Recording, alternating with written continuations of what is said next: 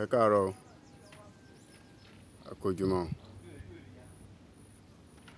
Ẹni ní ọjọ́ kẹrìndínlógún oṣù kẹfà 2025. Àárọ̀ yìí la kófìrí àwọn bólà tó jẹ́ àwọn àbókí tó jẹ́ wípé wọ́n dẹ̀ gun roof tọ́lọ́ ń kápá òrùlé tọ́ dẹ̀ ń gé àwọn roof yẹn tó ń gé kéékèèké tó ń screws ẹ̀ tó ń ṣe papọ̀ tó ń kó sínú inú àpò láti lọ tà. Ṣùgbọ́n nǹkan tó kàn dùn wá díẹ̀ ni pé àrí ẹnikẹ́ni mú nínú wọn tó fi sá wọnú pápá. So roof yẹn ni mò ń show báyìí fún gbogbo ilé. Àmọ́ ìgbà tá a máa ṣe lè dá o.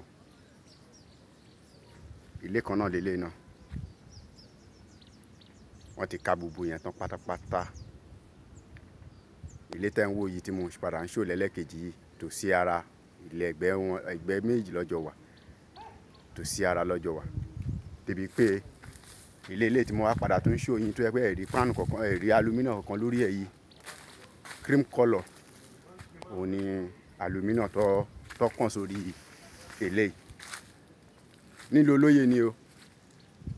Ìlú olóye ni ilé méjì wà o ní Áfríkà.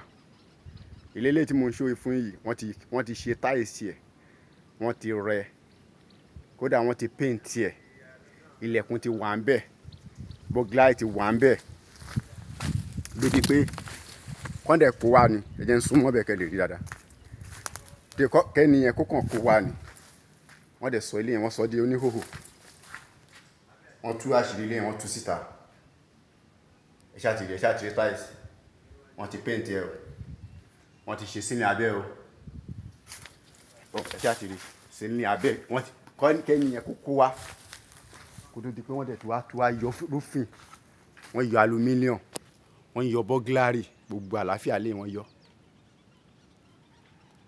Kò sí àwọn méjì tó ń ṣe o. Àwọn bólà ni o.